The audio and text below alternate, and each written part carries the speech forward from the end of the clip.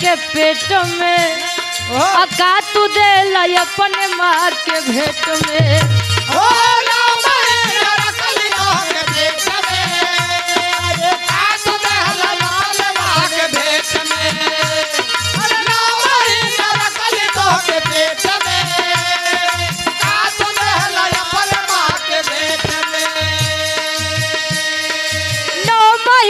रखली तो के पेट में अका तू दे लाई अपने माँ के भेंट में अचरा में ममता दुलार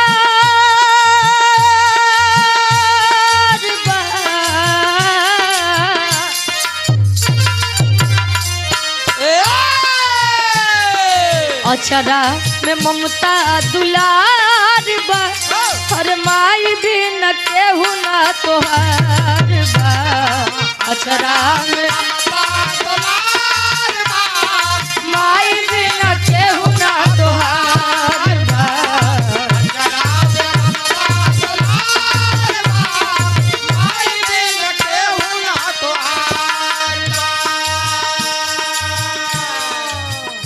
कहे 9 महीना रखली तो के पेट में अका तू देला अपने माँ के भेंट में। आज के जमाना तो बड़ा अजीब बा लेकिन आप लोग बड़े अच्छे थे। पहले की पीढ़ी कम पढ़ती थी वो ठीक है लेकिन उनके अंदर संस्कार थे।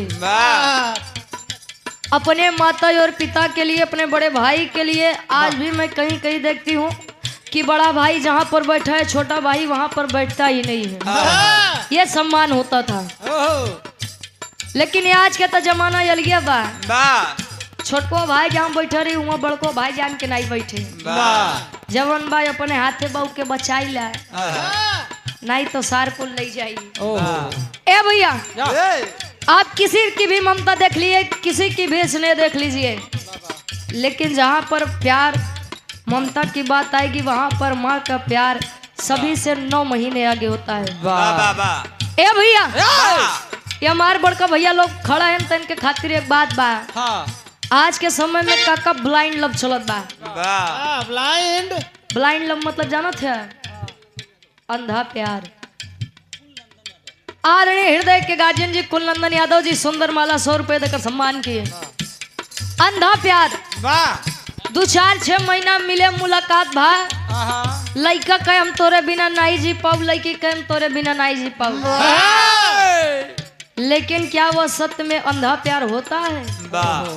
अंधा प्यार वहाँ होता है जब माँ के गर्भ में बच्चा आता है तो माता और पिता केवल महसूस करके बच्चे से प्रेम करना शुरू कर देते हैं। वो होता है अंधा प्यार। लेकिन वो अंधा प्यार भुलाई के लोग आज वाले अंधा प्यार में बड़ा परेशान है। लड़का 6 जन्म लेता है थोड़ा बड़ा हुआ तो महतारी के देखा ममता बा। कौन ममता बा? आगे कवि जी लिखते हैं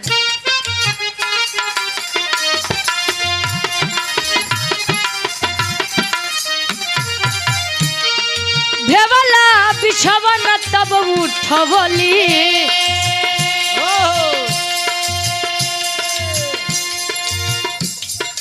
भेवला बिछवन तब उठवली असुखे बोरिया तोह के सुतैली।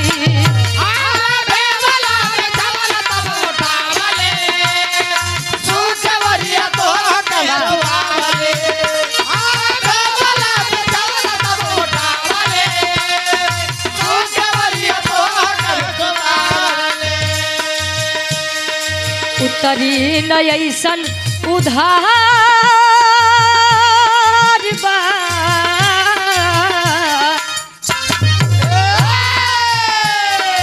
उतरी न ऐसन उधार बा हर माई भी न केहू ना तोहार बा। उतरी न ऐसन माई भी न केहू ना तोहार बा।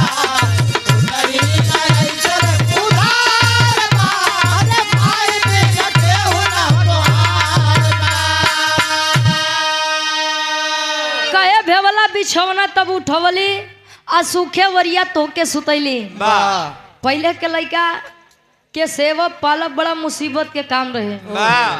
जमे थे गुरुजी पहले के लड़का मटिये में खेले मटिये में बड़ा हो जाए आज के लड़कन के माटी नहीं लगे के चाहिए इसमें कीटाणु है।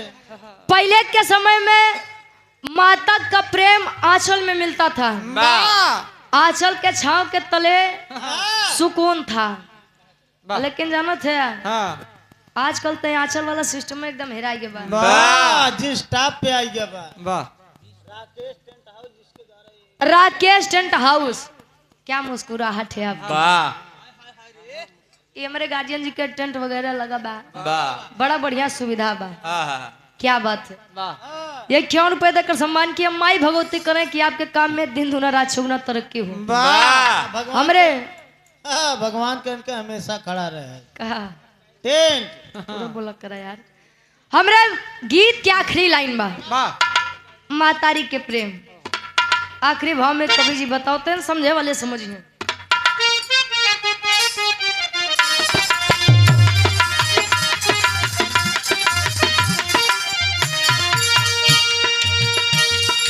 पवल का वो फल फूल मिठैया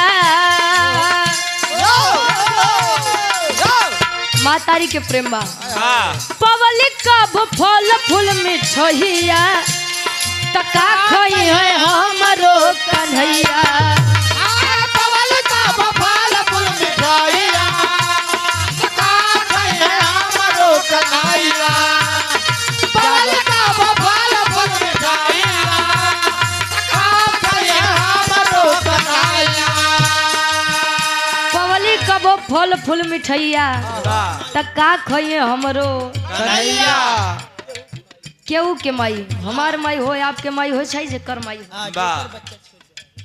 बच्चा जब छोटा तो मातारी अगर कुछ भी पावत है तो अपन नहीं खाई रख दे कि हमार लइकवा खाई ले तो ओकरे आहार में हमार आहार हो जाए ओकर पेट भरा बा तो समझ ला हमरो पेट भरा बा बारे मातारी के ममता गार्जियन जी आदरणीय जनार्दन बाबूजी से पूछिए जिस दिन पूजे दादी जी संसार को छोड़कर गई होंगी उनके ऊपर क्या बीती होगी लड़का कितनो बड़ा हो जाए लेकिन मातारी खातिर हमेशा छोटे ही रहते और जिस दिन माता पिता इस संसार से जाते हैं उस दिन पता चलता है हमें उनकी कीमत और इस गीत के माध्यम से आखिरी लाइन में पूज्य दादी जी को सच्ची श्रद्धांजलि पुनः अर्पित करती हूँ कहे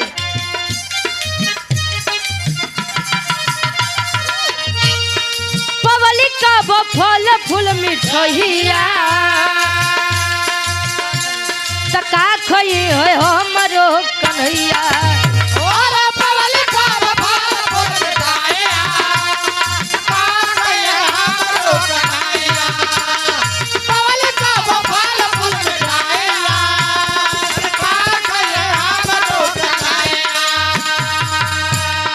रुचि गावे सभा दरबार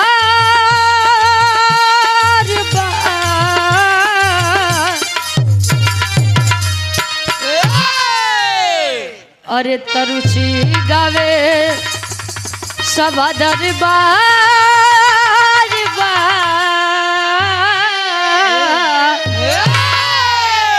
रुचि गावे सभा दरबार तमाई बिना केहू ना तोहार रुचि गावे सभा